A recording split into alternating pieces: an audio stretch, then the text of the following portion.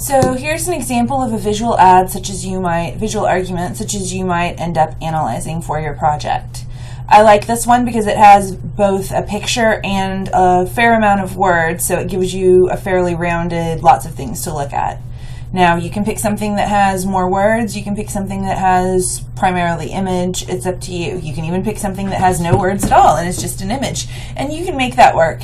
But for the sake of being able to talk about all the different things that you may talk about, I'm using this one with an image and some words. So this is from Earth Justice. It's asking people to protect the grizzly bears. So they're not really selling a product. This is more of a advocacy argument than an advertisement. I got this from a textbook, so I don't know the real source where this appeared, but it looks like something that would appear in a magazine, that would appear as a page in a magazine, I think. What are they trying to do here? They're trying to convince people to save the grizzly bears.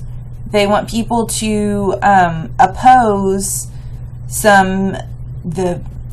movement to allow more logging, mining, off-road vehicle use, and development around Yellowstone National Park. So they want people to oppose this proposal in order to preserve the land that bears live on. So what kind of audience is this aimed for? It's probably aimed at a little bit of an adult audience, not like a super old audience, but an adult audience who can look back on this story. It may also get children's attention, but children probably aren't going to understand this. They're not going to understand that big part of text. I'm not going to give any background. They give a little bit of background on grizzlies. Once upon a time, there were over 100,000 grizzly bears in the lower 48 states. Now there are less than 1,000. That's enough information for this. We don't need to go into detail further than that. Their main claim is that the world is not the same without bears. Their supporting claims are that bears are a part of our heritage, that we need them, that we will be missing something vital, and that things will just be wrong if we don't have them. And that if we preserve this land that is bears' habitat, we will help to preserve bears themselves. They are assuming that we care about bears, that we want to preserve, in this case, that we want to preserve our history, our nostalgia, that we're going to feel nostalgic about bears, and that that's going to be meaningful to us. They are appealing to ethos by taking credit for their ad, giving us their website, their logo. We know who is providing this ad, and we've heard of Earth Justice. They have a fairly good reputation, so that's giving them respectable.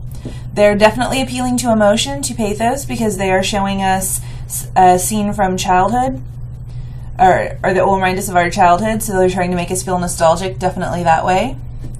They are appealing to logic in their argument that if we ruin the place where bears live, bears will not be able to continue to live and prosper there, obviously. And Kairos certainly timeliness, because special interests are pushing the U.S. Fish and Wildlife Service to remove Yellowstone grizzlies from the endangered species list. It's something that's currently happening. That's why they're bringing this up, because there's something in the works. It's not just, hey, bears, why don't we think about them a while? You can look at the typeface. You'll see that this is a good example of a couple of different kinds of typeface. So in this section here, that's the caption for the picture, we have a serif typeface. You can see that if we look, where's my zoom? If we look at the words close up, we can see the little edges on the letters. That means it's serif. Serif is usually used for long sections of text, and I know it's blurry here because of this picture, but if you look at the long section of text down here, it's also written in a serif font. That helps people to read it better. It makes it easier on the eyes to read, because those little extra things on the letters actually make the letters kind of connect together. They make your eye follow the letters better, which is why your papers are supposed to be written in a serif font. Now these headings here are written in a sans serif font, so you can see how the edges are blocked. There's no extra little ornamentation on the edges. And that's a common font to use for titles and headings. So they've made some pretty conventional choices in that sense. There is no specialty font unless you look way down here to the Sustain logo, designed by Sustain. That's kind of in a specialty font. So anything that's not like a regular font is a specialty font. And they haven't done so much of that here. If they had made the choice, so perhaps if they wanted to do Old English looking writing and say Once Upon a Time in, that flowery font, that could have been a specialty font, but they did not make that choice. There's not a whole lot of white space here. Notice that it's toward the bottom and it's just around the text there. They've chosen to do some really good things with layout and the composition of this picture. So let's look at those two things.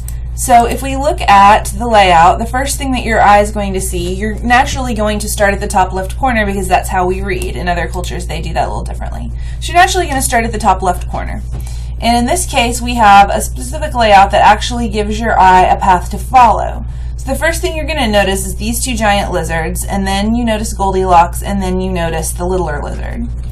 Your eye follows that diagonal path, and it's helped by the lines in the picture. You'll see how the roof is in two sets of diagonal lines. One of them follows that same exact path, and then we have the table that has that diagonal line, and diagonal always implies movement.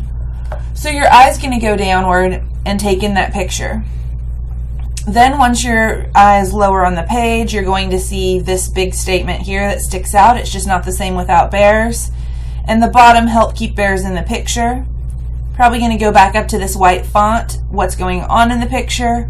Oh, they're showing Goldilocks with 3 lizards instead of 3 bears.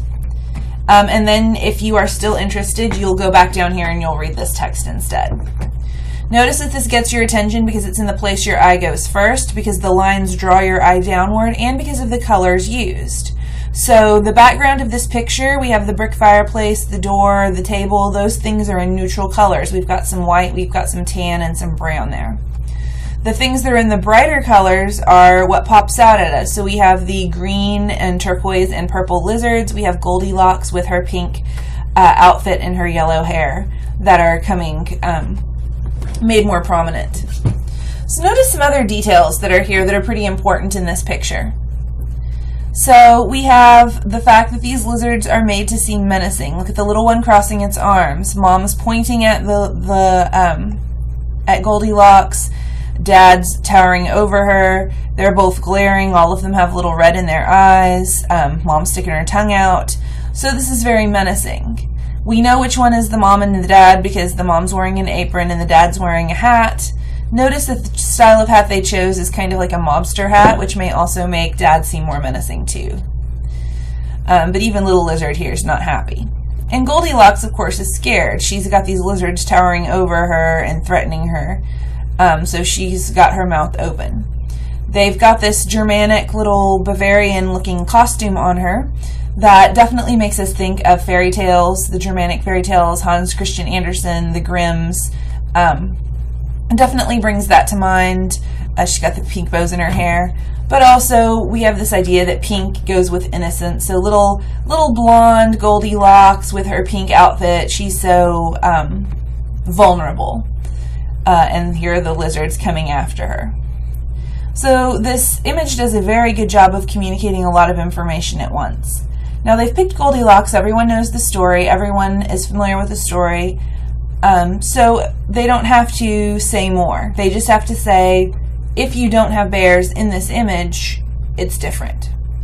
Of course, we're noticing that this is not entirely accurate because lizards are not that big. So life-size lizards are certainly frightening.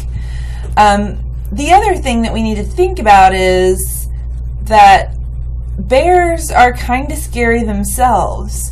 So one of the ways this image works is by not showing bears, proving its point that we miss them if they're not there, but also it saves us from seeing bears and feeling any kind of frightened about it. So obviously this image could be just as frightening with bears instead of lizards, but they've chosen not to go that direction. So there you can see there are a lot of things that you can talk about. I haven't even covered everything. I haven't gone into detail about the text here and the more argument they do. For example, that they give us something to do. They tell you who to contact about this and everything. But that's just sort of an example of the different items in one of these arguments that you could talk about.